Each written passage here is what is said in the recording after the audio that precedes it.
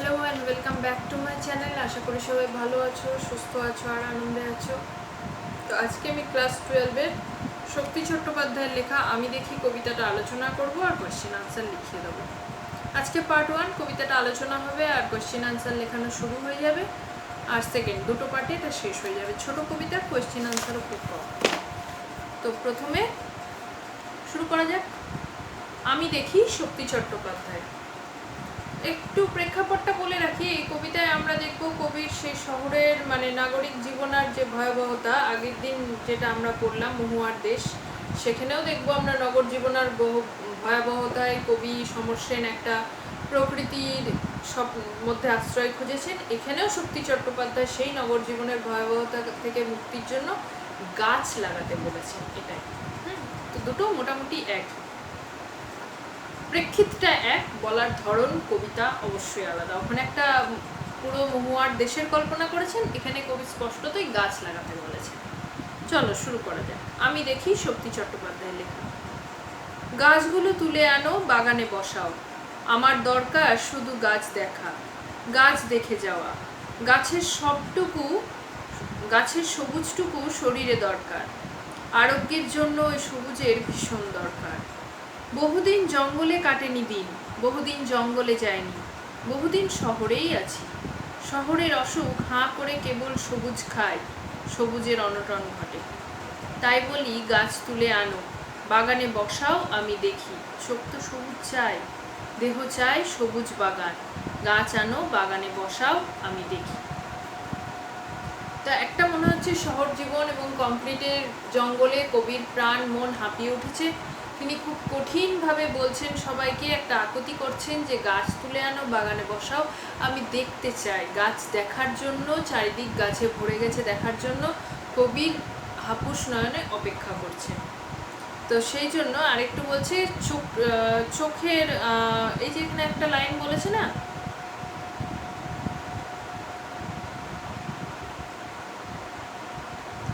আমার দরকার শুধু গাছ দেখা। একটা জিনিস গ্রিন যেটা আছে, গ্রিন কালার আমাদের চোখের জন্য, চোখের রেটিনার জন্য, চোখের কোষের জন্য খুবই উপকারী। সবুজ দেখা, তাতে চোখের রেজলিউশন পাওয়ারটা অনেক বৃদ্ধি পায়। এছাড়া শরীরের সবটুকু গাছের আমাদের দরকার, গাছ থেকে আমরা অক্সিজেন নিই, সবুজ দেখা চোখের জন্য দরকার, গাছের কাঠ জ্বালানিতে হয়, ফুড আমরা পুরোটা পাই, আমরা জানি। আর পরিবেশ দূষণ থেকে মুক্তি দেয়। তাই সবটা, এগুলো আমরা ছোটবেলা থেকে পড়ে এসেছি, নতুন কিছু বলার তো নেই।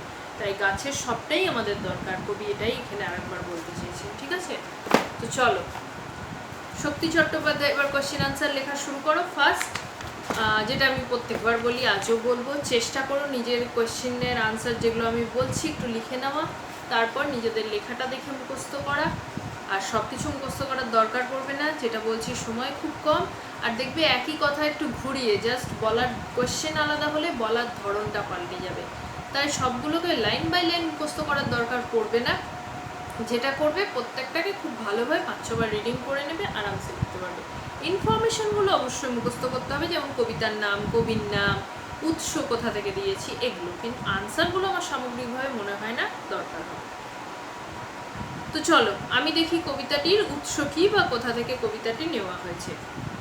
আনসার, শক্তি চট্টোপাধ্যায়ের আমি দেখি কবিতাটি তার অঙ্গুরি তোর হিরণ্য জল কাব্যগ্রন্থ থেকে নেওয়া হয়েছে। অ গয় হস্যু রয় দীর্ঘি তোর তয়কার র হিরণ্য হয় হস্যি র মূর্ধন্যয় জফলা জল বর্গীর জল, অঙ্গুরি তোর হিরণ্য জল কাব্যগ্রন্থ থেকে নেওয়া হয়েছে। ঠিক আছে, এবার এক কথায় কিছু প্রশ্নের উত্তর লিখে দিচ্ছি। কবিতাটা ভালোভাবে পড়লে এটা লিখতে পারবে, তবু আমার মনে হচ্ছে কিছু আমি কয়েকটা লিখে দিচ্ছি। প্রথম, আমি দেখি কবিতায় কবি গাছগুলো তুলে এনে কোথায় বসাতে বলেছেন।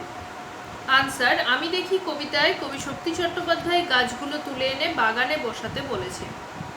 নেক্সট, আমার দরকার শুধু, আমার শুধু কি দরকার। আমি দেখি কবিতায় আমার অর্থাৎ কবির শুধুই গাছ দেখা দরকার। নেক্সট, আমার দরকার শুধু গাছ দেখা, কবির গাছ দেখা দরকার কেন। আনসার, আমি দেখি কবিতায় কবির শরীরের জন্য গাছের সবুজ প্রয়োজন বলে তার গাছ দেখা দরকার। নেক্সট, আমি দেখি কবি কি দেখতে চান।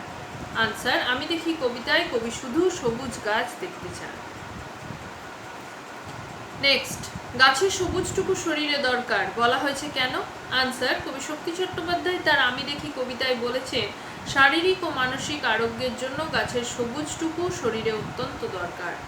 নেক্সট, আমি দেখি কবিতায় গাছের প্রতি কবির আকর্ষণের কারণ কি? আনসার, আমি দেখি কবিতায় মানসিক সতেজতা ও শারীরিক সুস্থতা অর্থাৎ আরোগ্য লাভের লক্ষ্যে কবি গাছের প্রতি আকর্ষণ বোধ করেছেন। নেক্সট, জঙ্গল নিয়ে কবি শক্তি চট্টোপাধ্যায় আমি দেখি কবিতায় কি আক্ষেপ করেছেন?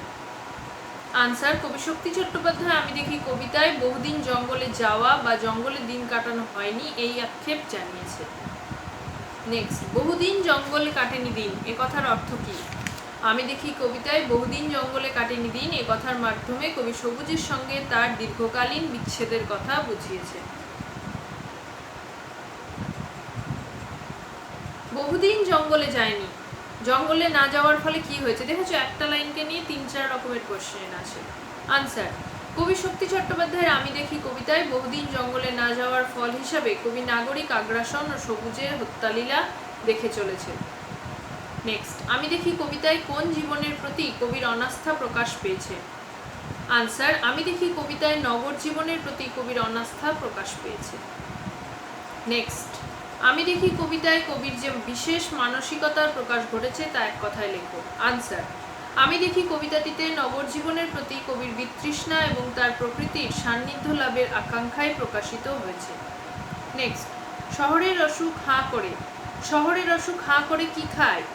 আনসার, কবি শক্তি চট্টোপাধ্যায়ের আমি দেখি কবিতায় বর্ণিত শহরের অসুখ হাঁ করে শুধু সবুজ খায় অর্থাৎ বাইরের সবুজ প্রকৃতিকে গ্রাস করে।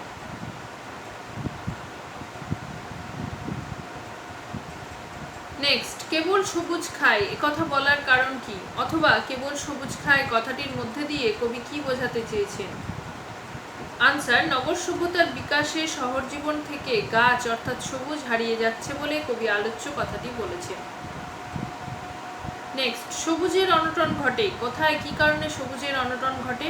আনসার, কবি শক্তি চট্টোপাধ্যায়ের আমি দেখি কবিতায় শহরের অসুখের কারণে অর্থাৎ নগরায়নের জন্যই শহরের সবুজের অনটন ঘটে। নেক্সট, তাই বলি কবি কি বলেছেন? আমি দেখি কবিতায় কবি গাছ তুলে এনে বাগানে বসাতে বলেছেন।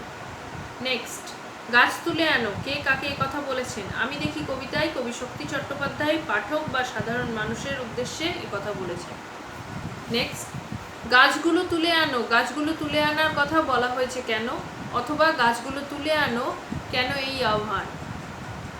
আনসার, শক্তি চট্টোপাধ্যায় তার আমি দেখি কবিতায় গাছগুলো তুলে আনতে বলেছেন কারণ সবুজ গাছ দেখা আর তার স্পর্শ কবির শরীরের জন্য অত্যন্ত প্রয়োজন। লাস্ট, শহরের অসুখ বলতে কবি কি বুঝিয়েছেন? শহরের অসুখ বলতে নগরায়ন অর্থাৎ কংক্রিটের জঙ্গল নির্মাণের কথাই কবি বুঝিয়েছেন।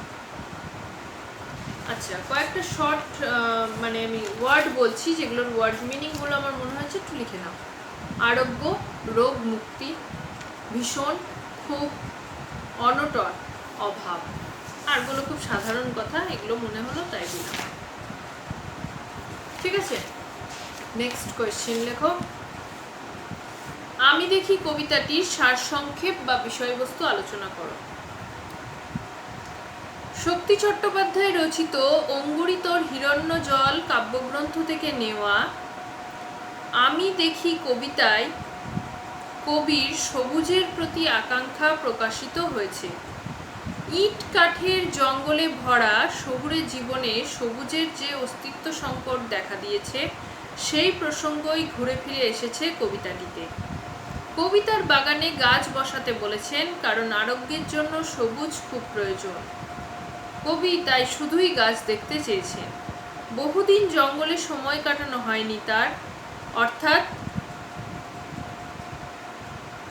প্রকৃতির সঙ্গে সান্নিধ্য বহুদিন ঘটেনি কবির। বৃক্ষ নিধনের সাক্ষ্য বহন করে চলা শহরের একঘেয়েমি জীবন কাটাতে হয়েছে বলে কবির আক্ষেপ প্রকাশ পেয়েছে এই কবিতায়। শহরের অসুখ অর্থাৎ নাগরিক সভ্যতার বিকাশ বা নগরায়নের যে দাবি তা প্রকৃতিকে তিলে তিলে গ্রাস করেছে। ফলে দেখা দিয়েছে সবুজের নিদারুণ অনটন। এই কারণেই বাগানে গাছ বসাতে বলেছেন কবি, কারণ যে কোনো মানুষেরই চোখ দেখতে চায় সবুজের বিস্তার। ক্লান্ত কবির শরীর চায় সবুজ বাগানের কোমল স্পর্শ। কবির মন আকুলভাবে চায় বাগানে গাছেদের সমারোহ। তাই কবি আকাঙ্ক্ষা প্রকাশ করেছেন, গাছ আনো, বাগানে বসাও। নেক্সট, শক্তি চট্টোপাধ্যায়ের আমি দেখি কবিতাটির নামকরণের তাৎপর্য আলোচনা করো।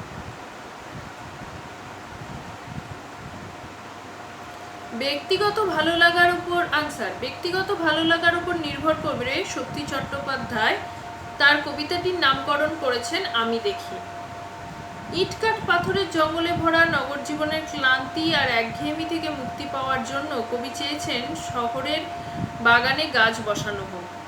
শুধু গাছ দেখাই যে তার একমাত্র প্রয়োজন, এ কথা কবি স্পষ্টভাবে ব্যক্ত করেছেন।